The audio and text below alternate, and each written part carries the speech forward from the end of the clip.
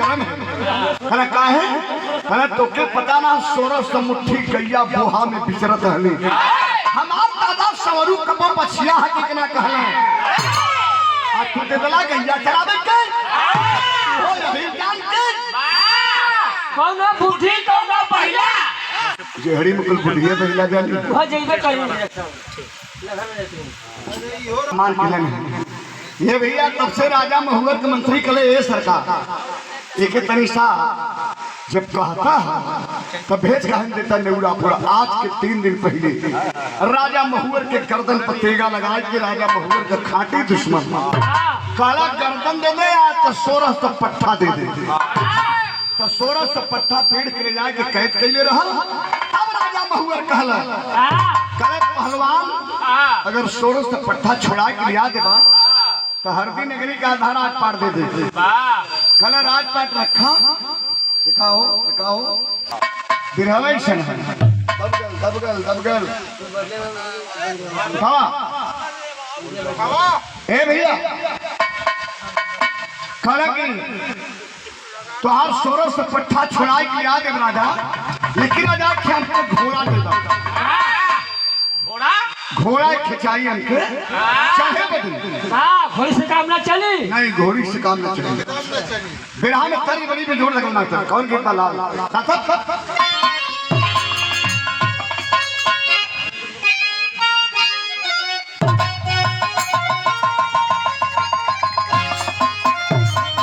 पन दुल्हन का सामान हेराएगा पोखरा नहाए अरे अबे सामान का हो गई श्रृंगार का सामान मरवा श्रृंगार का सामान हेराएगा तो दुल्हनिया कहले रह का कहले माता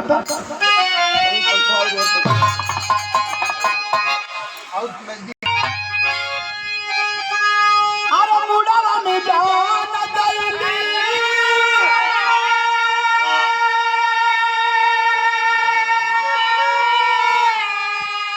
ओही बाबा के सगार राम अरे बाबा के सगारवा ये माई का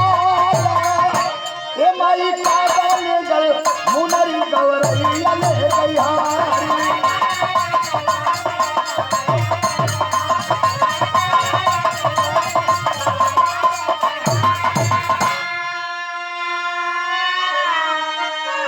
hello hello hello hello hello बैठ जाओ भैया अरे तुम उठावा जब लोड रहता बैठा थे तुम उठावा और जी उठाओ लाउड करा लाउड करे के कैसे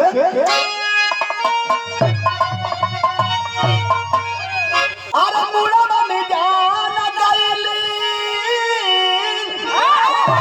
ओही बाबा के सगारवा अरे बाबा के सगारवा ये माई का ले गल मुनरी गवरैया ले गई हारी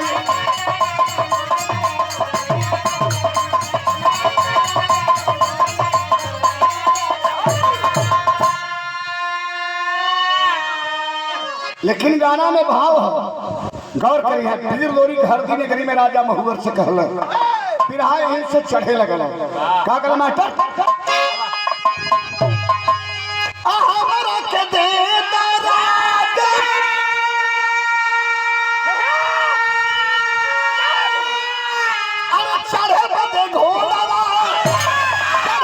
घोड़ा ये राजा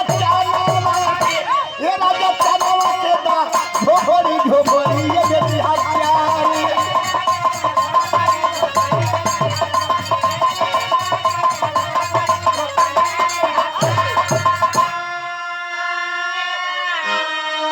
करे हमारी ये दुल्हन चनवा है।